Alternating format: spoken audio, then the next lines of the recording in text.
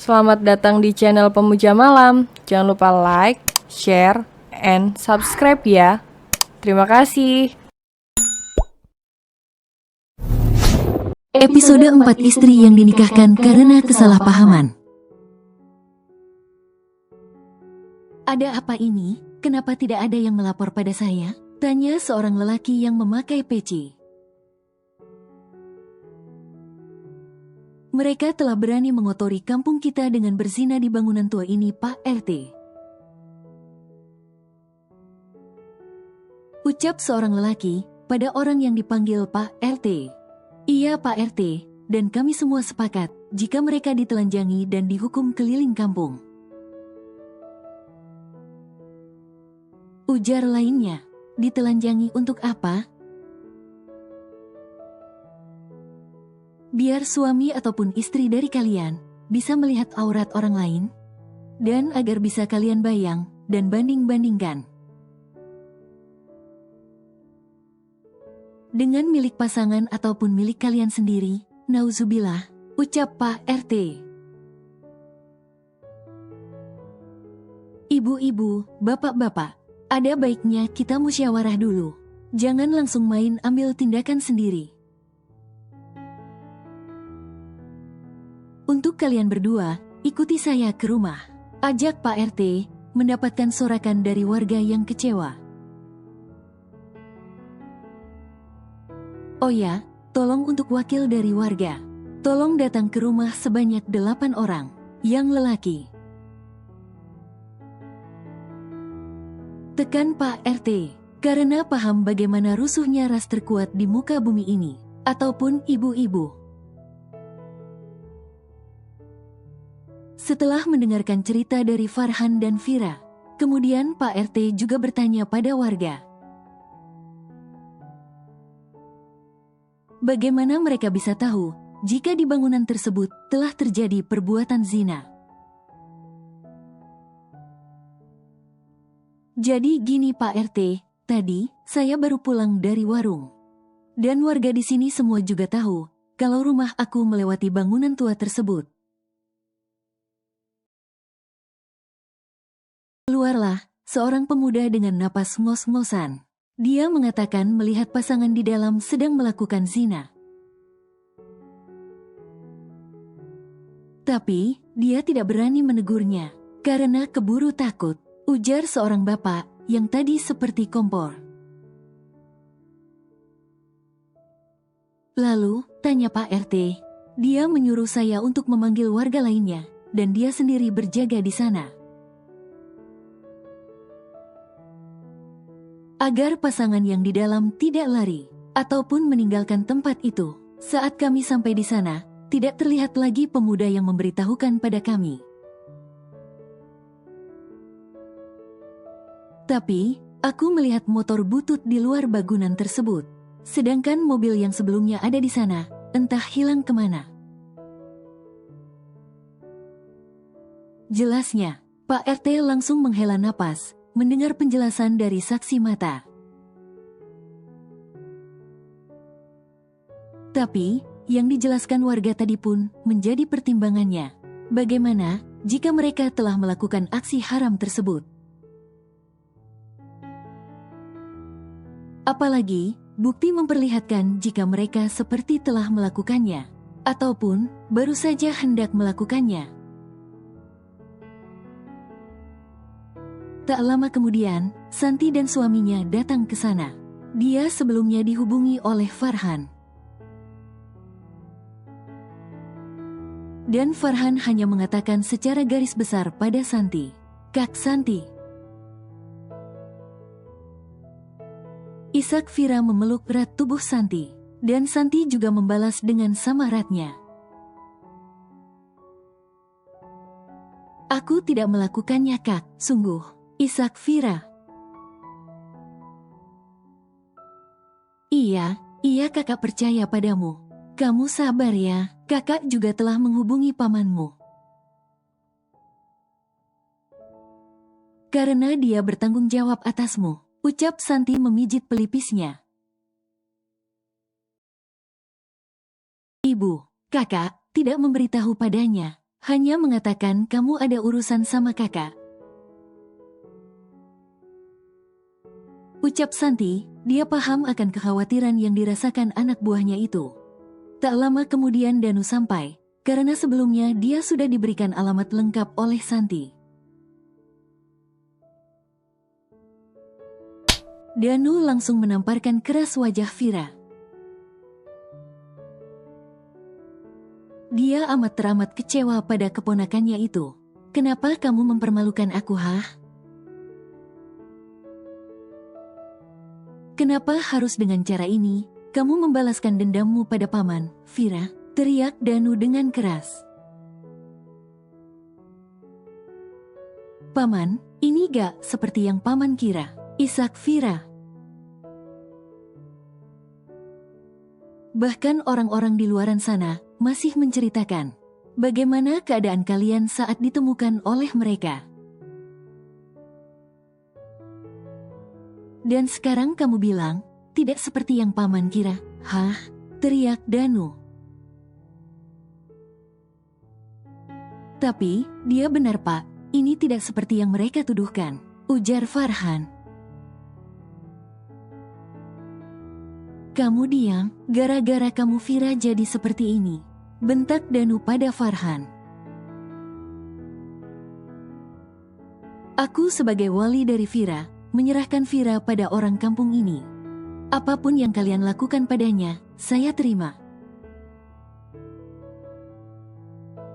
Lakukan apapun yang menurut kalian terbaik, jelas Danu menatap pada orang-orang di sana. Paman, pekik Vira, tetapi kembali Danu hendak menamparnya, tetapi ditahan oleh Farhan. Kamu, geram Danu.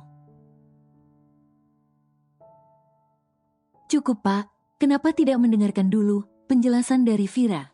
Coba tanyakan dulu pada Vira, siapa lelaki yang membawanya ke sini? Ujar suami Santi memegangi pundak Danu. Sebelumnya, Vira memang sudah menceritakan semuanya pada orang-orang kampung di sana. Santi dan suaminya terkejut bukan main saat tahu Alvinlah pelakunya. Siapa lagi kalau bukan lelaki kere ini? Tampang aja ganteng, ternyata gak ada apa-apa.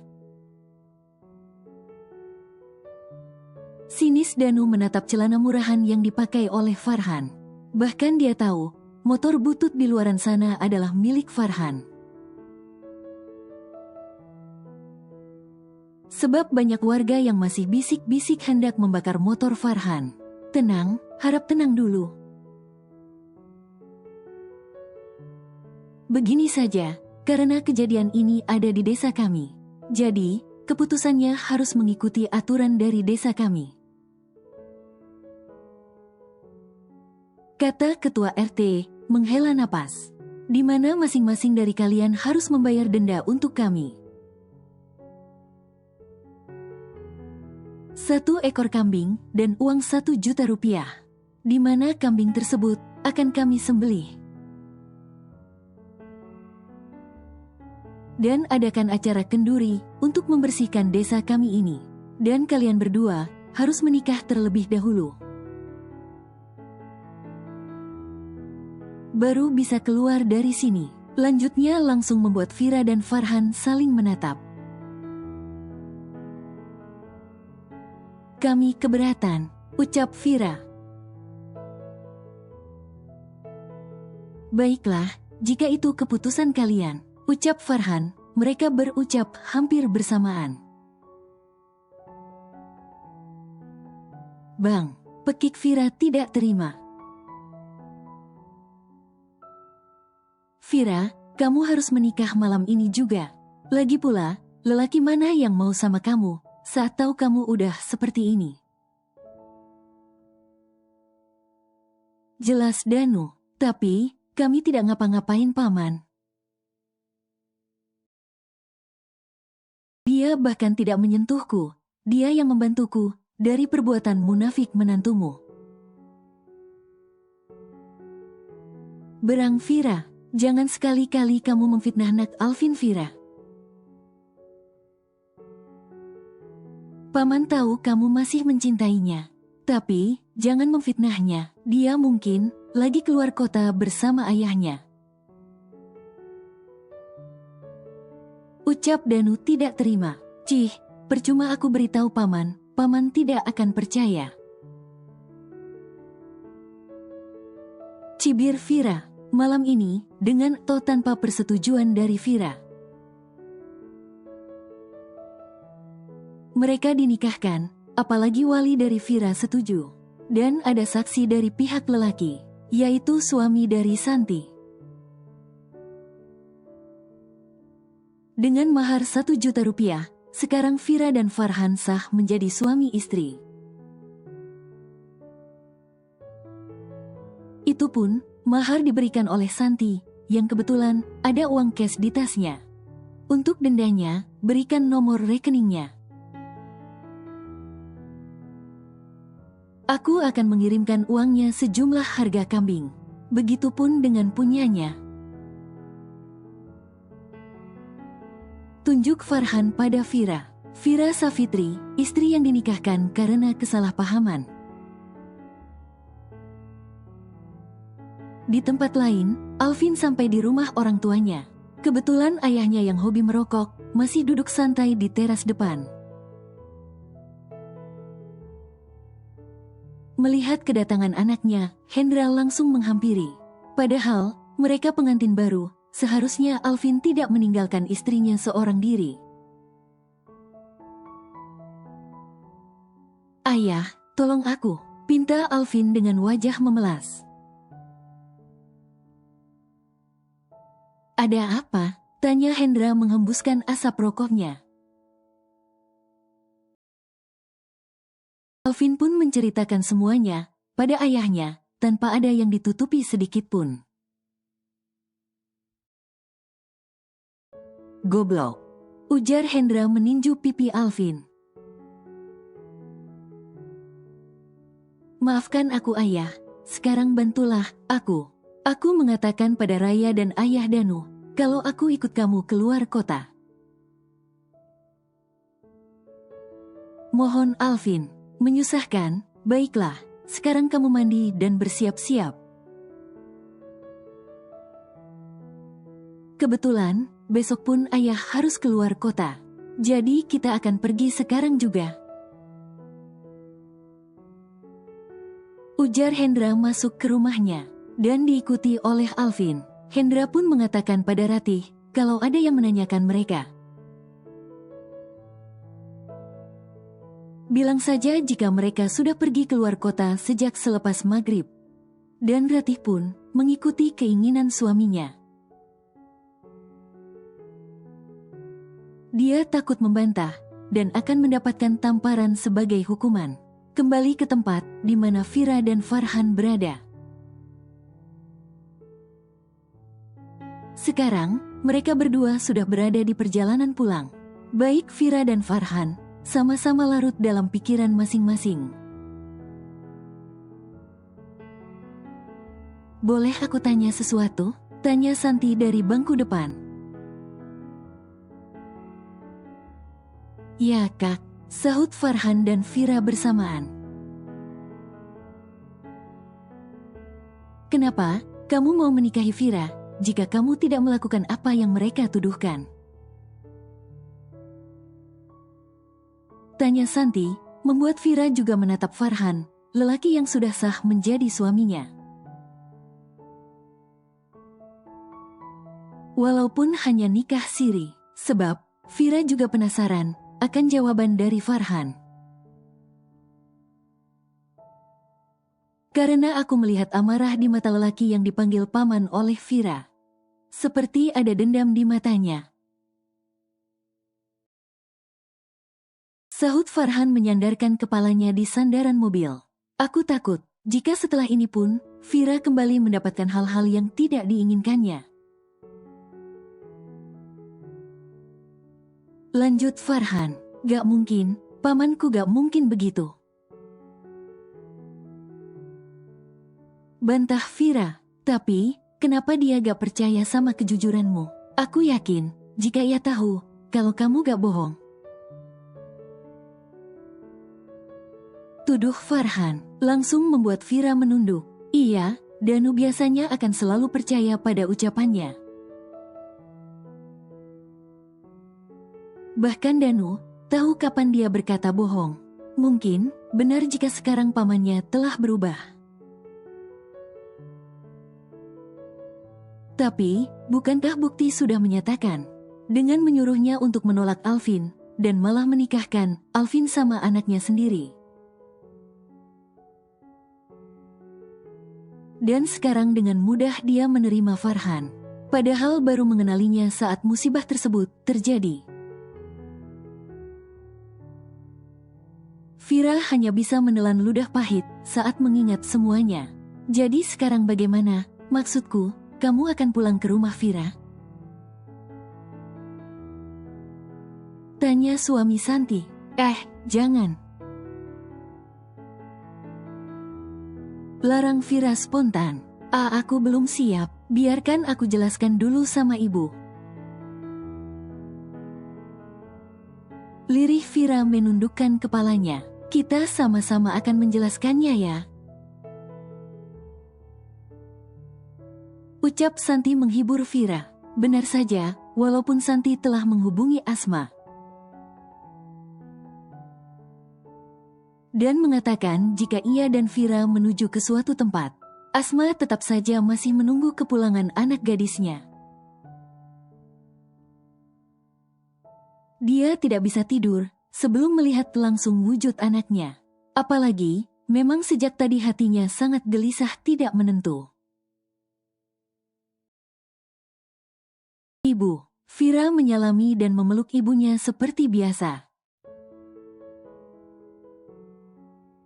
Apa yang terjadi? Kenapa pipimu merah dan sudut bibirmu terluka? Tanya Asma bernada khawatir. Ibu, duduklah dulu. Biar kami jelaskan semuanya, ujar suami Santi. Akhirnya semuanya yang ada di sana ikut duduk lesehan, termasuk Farhan. Sedangkan Vira memilih untuk duduk di samping ibunya dan memeluk lengan ibunya.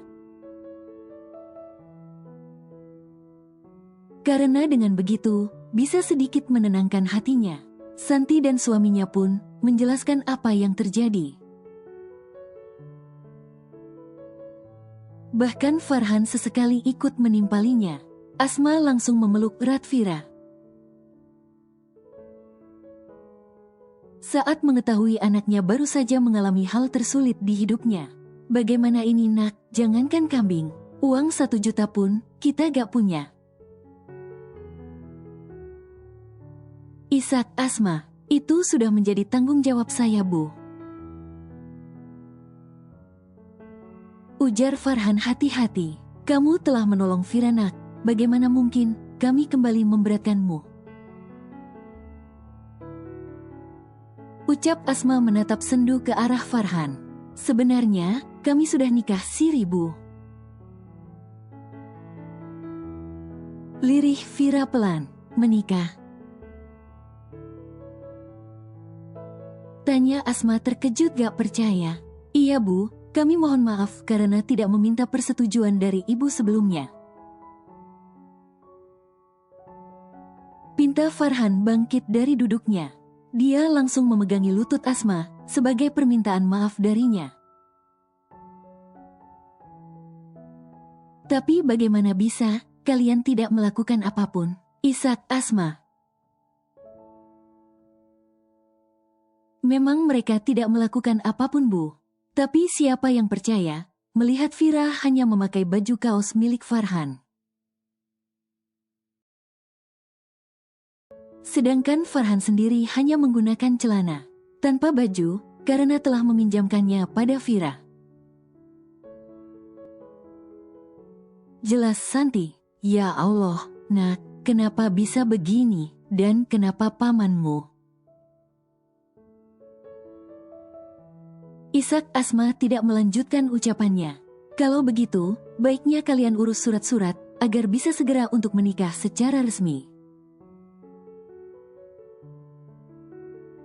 Bukan apa, nikah siri biasanya memberatkan pihak perempuan, ucap suami Santi. Baiklah, kami pulang dulu. Dan Farhan, baiknya juga ikut pulang. Karena bagaimanapun, para warga sini belum tahu jika kalian sudah menikah.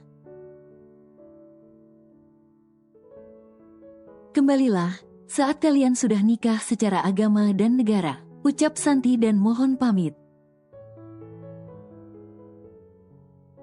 Setelah kepergian semua orang, Asma kembali memeluk Vira dengan erat. Dia bisa merasakan sakit yang dirasakan oleh anaknya.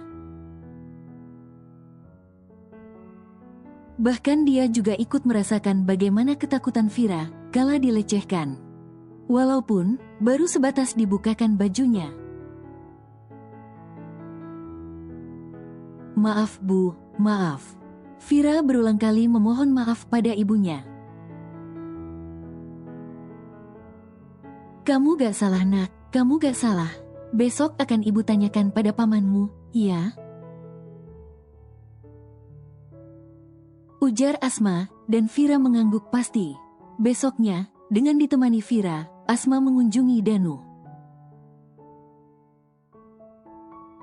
Dan kebetulannya lagi, hanya ada Danu seorang di rumah. Tidak terlihat, Raya juga Marni. Apa maksudmu Danu? Kenapa kamu tega melakukan ini pada Vira? Tanya Asma dengan lembut. Apa aku salah? Aku hanya menyelamatkan Vira. Coba kamu pikirkan Asma, lelaki mana yang mau sama Vira jika tahu kejadian ini? Ini telah mencoreng nama baik keluarga kita, terutama keluargaku. Sentak Danu emosi. Tapi, kamu tidak berhak memutuskan semuanya Danu. Jadi, siapa yang lebih berhak? Kamu? Kamu bahkan tidak bisa menghidupinya seorang diri Asma. Jika tanpa ikut campur tanganku ini, cibir Danu. Aku ibunya Danu, aku lebih berhak pada Vira. Aku walinya, dan aku sudah tuntaskan semua kewajibanku padanya. Sekarang kalian pulanglah, karena tanggung jawabku pada Vira telah usai. Dia sudah ditanggung oleh suaminya. Usir Danu, tapi paman, bagaimana dengan menantumu yang hampir menodaiku? Tanya Vira, dan kamu pikir aku percaya? Alvin lagi di luar kota sama ayahnya, dan aku sudah membuktikan sejak semalam. Itu bohong, pasti paman bohong. Yang membawaku ke sana adalah menantumu, dia masih tergila-gila padaku paman. Bahkan dia berniat menceraikan Raya jika berhasil menodaiku, ungkap Vira. Pulang, aku gak mau mendengar cerita karanganmu Vira. Pulanglah, usir Danu. Asma dan Vira pun pulang dengan tangan kosong. Mereka tidak juga mendapatkan jawaban yang memuaskan dari Danu. Sementara Danu hanya bisa menghembus napas lega. Maafkan Paman Vira, Paman harus menyelamatkan rumah tangga dan cintanya, Raya. Gumam Danu, menatap kepergian Asma dan Vira. Pada saat malam pertama yang seharusnya panas untuk pengantin baru itu gagal. Raya sengaja menelpon ayahnya untuk mengadu segalanya pada Danu. Raya bahkan tidak segan mengutuk Vira, karena telah berani datang ke acara resepsinya. Bahkan Raya tidak segan menceritakan di mana malam pertamanya gagal. Karena Alvin yang terus saja memikirkan Vira. Mendengar itu, Danu hanya bisa menjanjikan pada Raya. Dia akan membuat Alvin agar segera melupakan Vira. Dan untungnya lagi, Vira lagi mendapatkan masalah yang bisa dimanfaatkan olehnya. Bahkan Danu tahu, jika Vira tidak berbohong, tentang di mana Alvin yang membawanya ke sana. Karena sebelumnya pun, Vira tidak pernah dekat dengan lelaki manapun, cuma Alvin. Ya, Alvin adalah cinta pertama Vira. Danu tahu, jika Vira jujur. Karena selama ini Vira tidak pernah berbohong padanya sekalipun. Berbeda dengan Raya, yang sering mengkambing hitamkan Vira. Jika dia ketahuan, lagi jalan sama pacarnya. Bahkan kerap kali, Raya mengatasnamakan Vira, agar dia bisa keluar dari rumah saat malam tiba. Tak lama kemudian, Raya dan Marni pulang. Mereka sengaja disuruh oleh Danu untuk pergi ke pasar. Awalnya Raya menolak, namun Danu berdalih sakit pinggang dan tidak sanggup untuk mengantar istrinya. Terpaksalah Raya yang mengantar ibunya. Suamimu masih di luar kota? Tanya Danu, setelah Marni sudah masuk ke dalam. Sedangkan Raya memilih untuk istirahat di samping ayahnya. Masih ya, dan mungkin besoknya baru pulang, sahut Raya. Tadi malam, kami sudah video call, lanjut Raya. Baguslah, bagaimana dengan hubungan kalian?